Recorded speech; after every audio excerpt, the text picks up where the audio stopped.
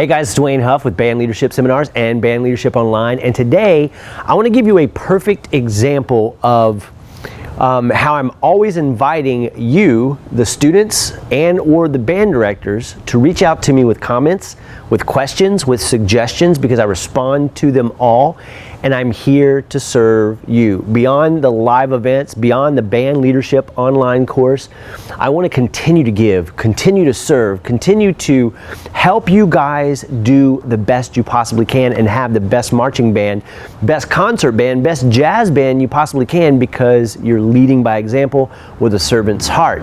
And I want to share with you, somebody took me up on it, and we've been communicating back and forth, and they asked a couple of questions, and then I ultimately said, look, tell me what the situation is. Please forgive the noise out here. It's quiet. You could hear a pin drop out here. Hear a pin drop out here most times, but today that I'm trying to shoot video, it's all noisy. So please pardon that. Also, I'm sitting here. It's February. I'm in a fleece, which is normal. But yesterday, because I'm in South Louisiana, yesterday I'm in flip-flops and a T-shirt. So you never know what's going to happen. The weather was overcast, and now it's all bright and sunny. But I digress. Here's the thing. This guy sends in a question, a series of questions, because he's an aspiring leader. He's going to be interviewing and auditioning to be a leader for the first time. And so he kind of paints a scenario I'm going to share with you, and then I'm going to share those questions with you, because I believe it's going to serve you, the student leader or the aspiring student leader.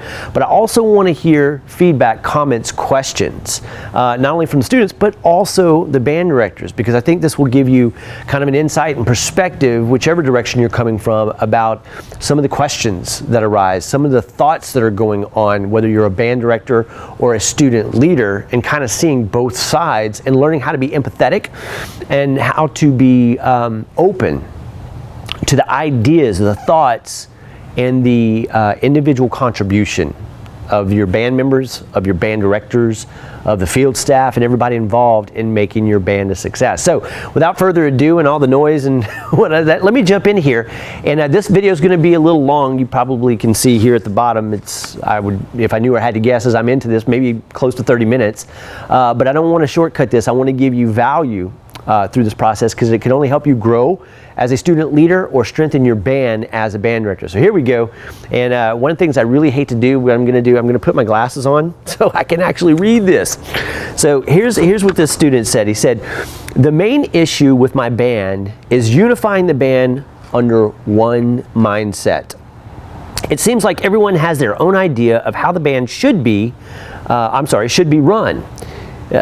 Generalizing here, the older directors want to keep the tradition, while the new members and younger directors want to branch out and try new things." Not an uncommon thing. "I feel that if good communication between the directors and student body was present, that most of the problem would be solved." By the way, very well spoken individual here, so I just want to commend him on that.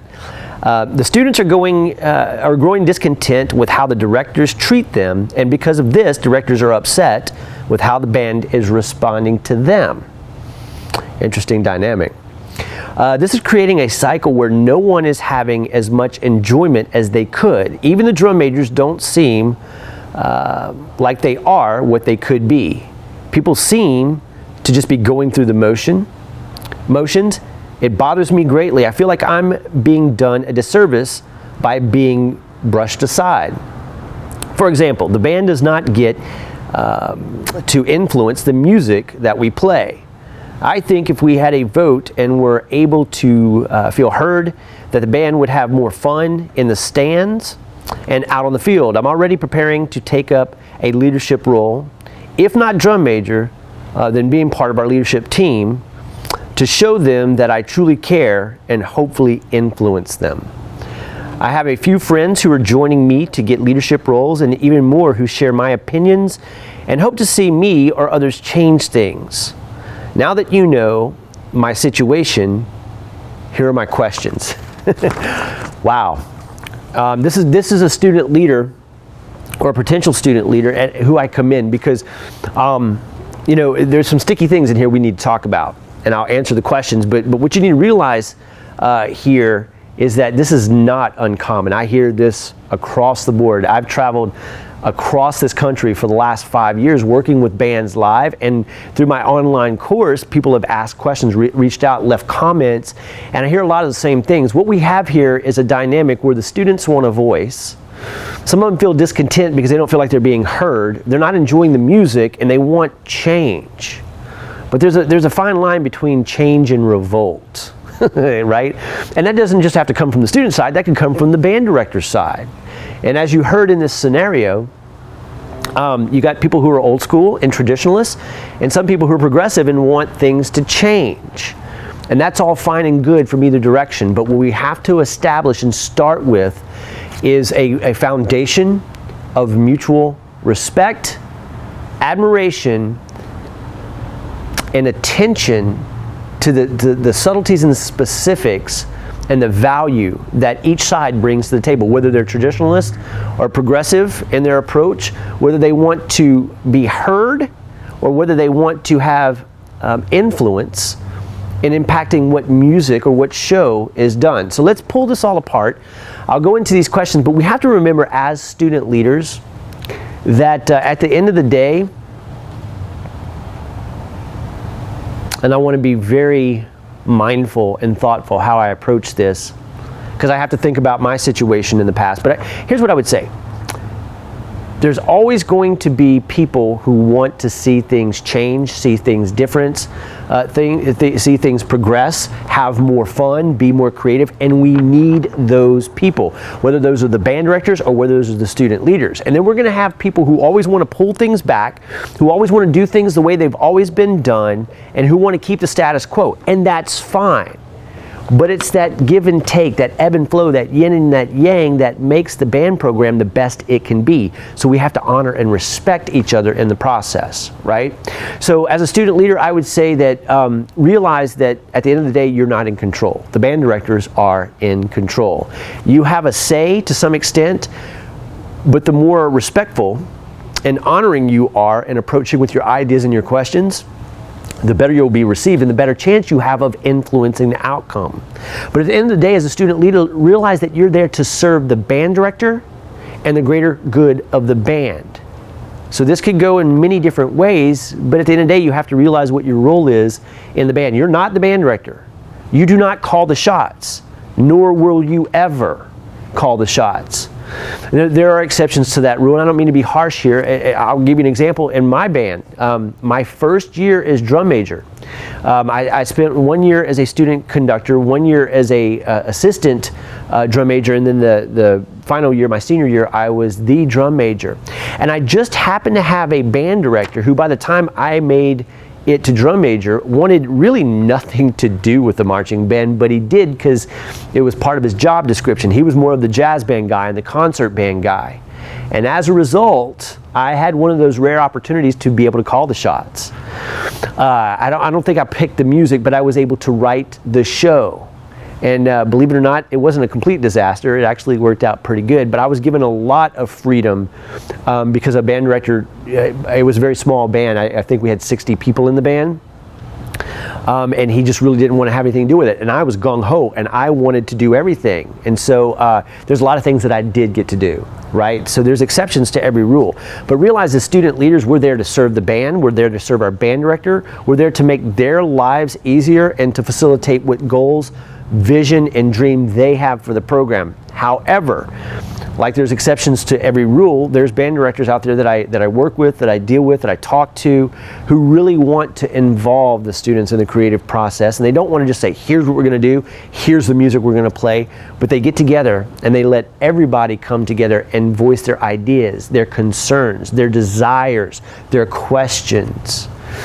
So in answering these questions, what I'm going to say is it's always best if you can collaborate, work with, but you have to do it from a place of respect and honor, coming to the table with well thought out ideas, being willing to give and to sacrifice more than you're willing to take and ask, and showing your commitment to doing a lot of the heavy lifting if you're a student leader.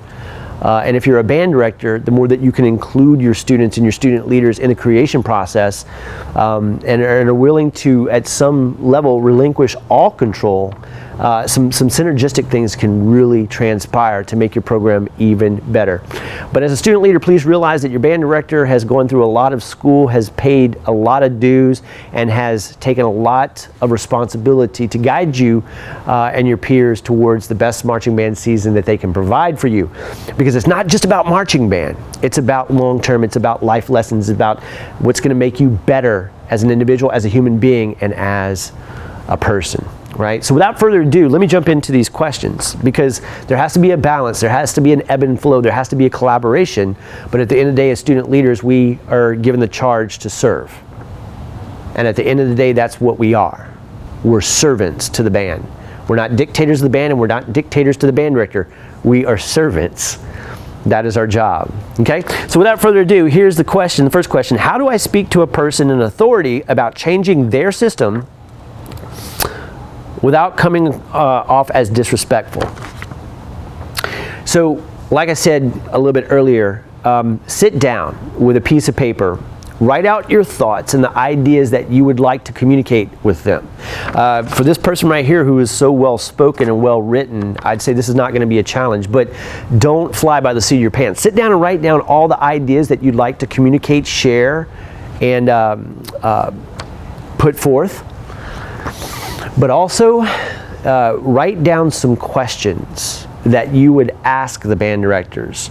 Not questions like, why do you do this? Why do we have to do that? Why should... No. Questions like, so what if we would do this? Suppose this would happen. What if I were able to? What if I would commit to? What if I would help you do all the heavy lifting? How would you feel about? Questions that are respectful, but allow the band director to share with you their ideas, their thought process, the behind the scenes stuff that you may not yet understand.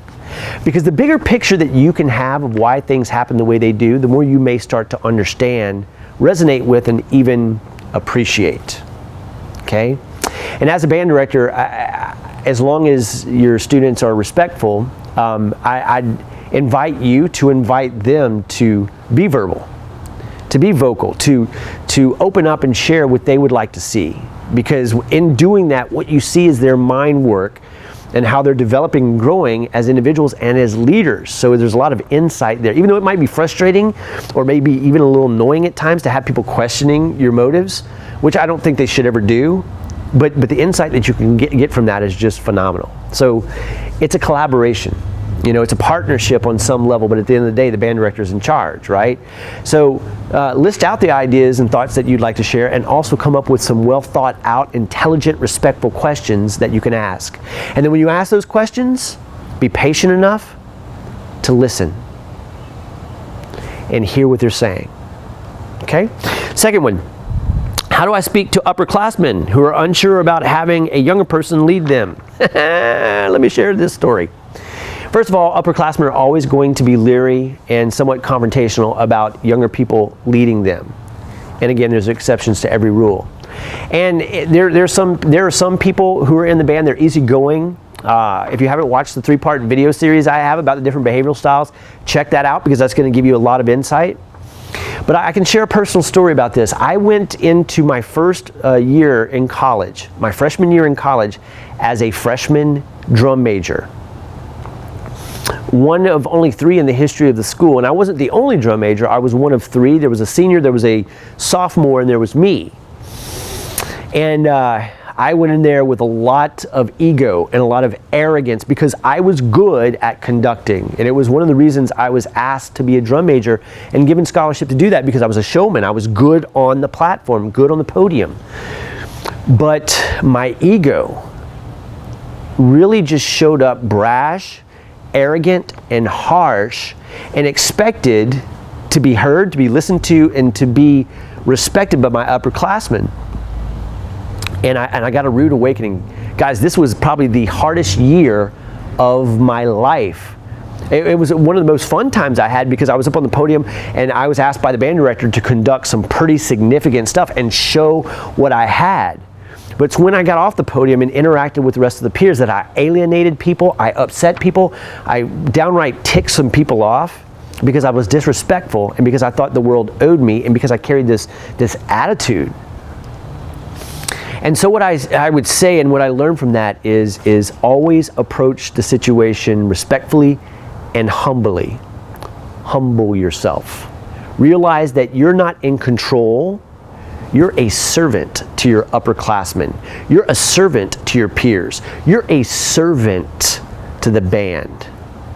I tell people all the time in my live seminars and also in my online course, consider what it is you want, need, and expect from your marching band experience, and consider that to be a gift, and hold that gift in your hand right here.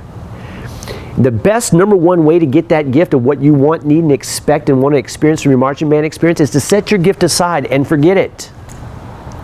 And go out and help every other person in your band get their gift. It's a paradox. You're never going to get what you want, need, and expect from your marching band experience until you're willing to sacrifice selflessly and serve the people around you.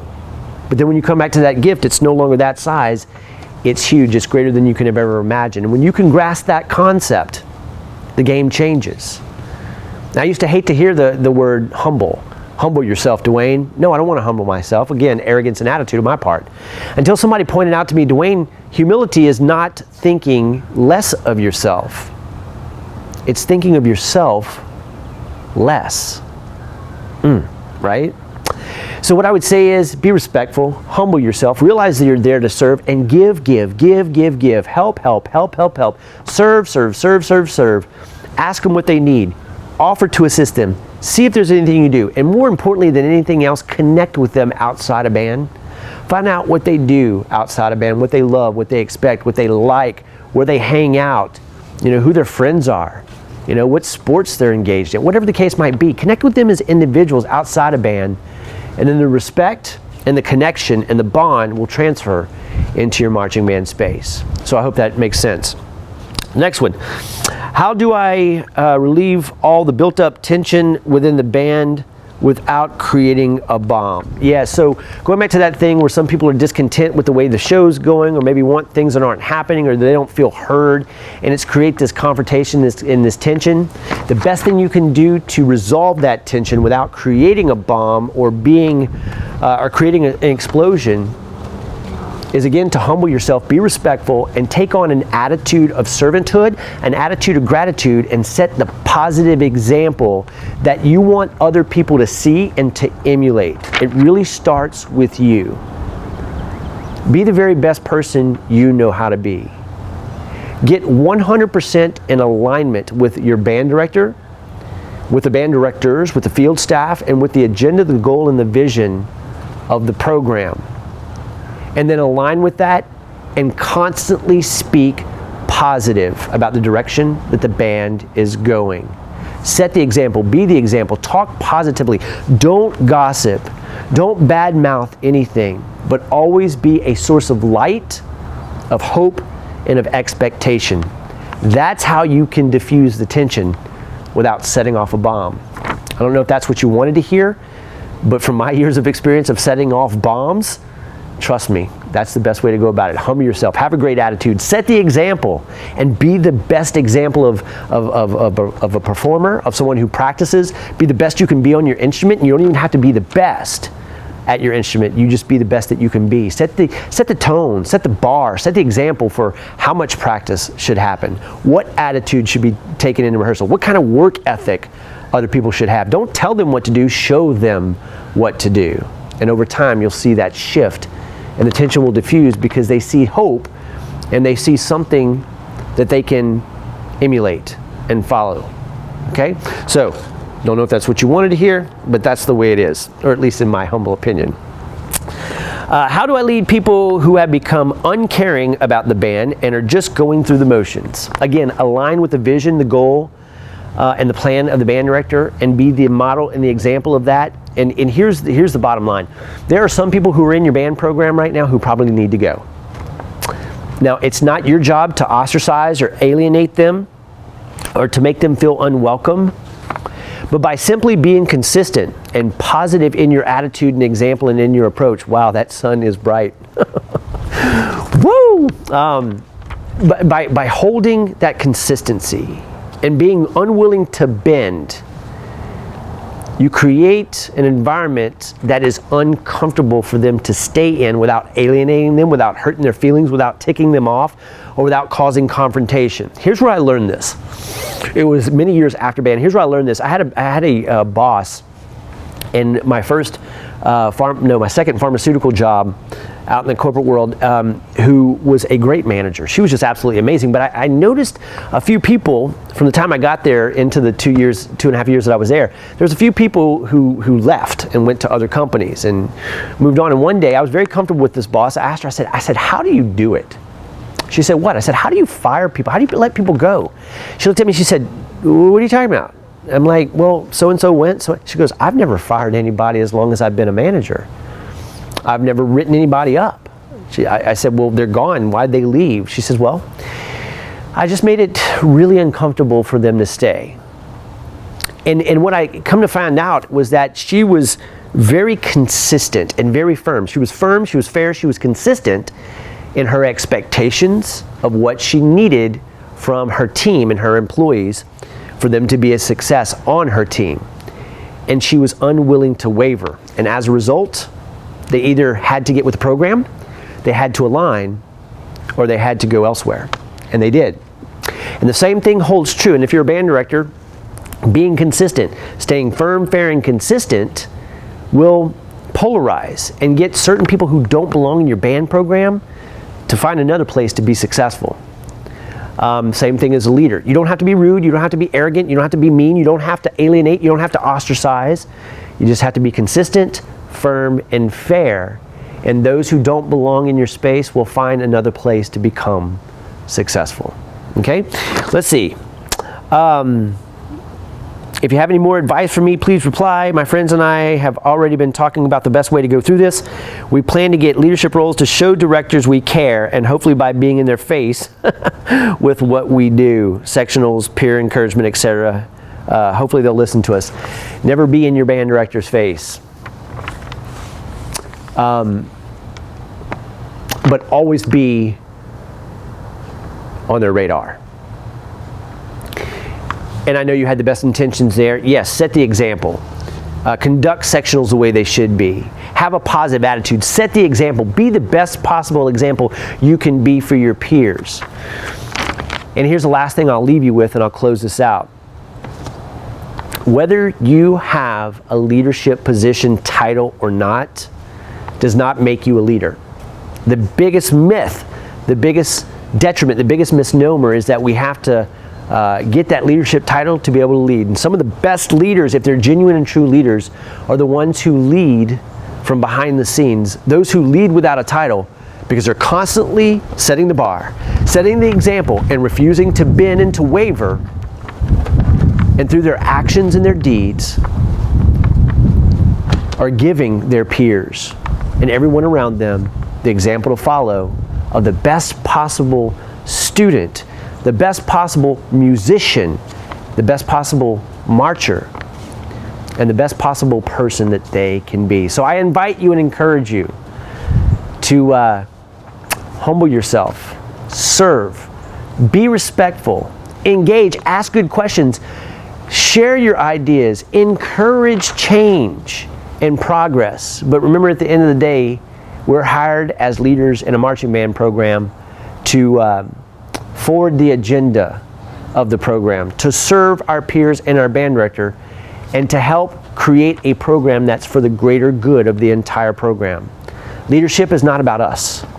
It's always about them. And I think when you lead with that, no matter if you have a title or not, you'll be the greatest leader that you can be. And then beyond high school, beyond college, and into your life, you're going to see that very few people understand what a true leader is. But if you adhere to this, and you follow this in this manner throughout your life, you'll be looked upon as a leader, respected, trusted, and followed from a pure, organic place that nobody can take away from you. So I hope this has served. If you have any questions or comments, leave them below this video. I respond to them all. And just like this gentleman right here, my email is at the bottom of the screen. Feel free to reach out to me with questions. and I'll be glad to serve and to answer just like I did in this video. And who knows, your question, your comment, or your suggestion may end up in the next video. So talk to you soon. Until we talk again, remember, you can inspire superior performance. You just have to humble yourself, take on a servant's heart, and lead by example.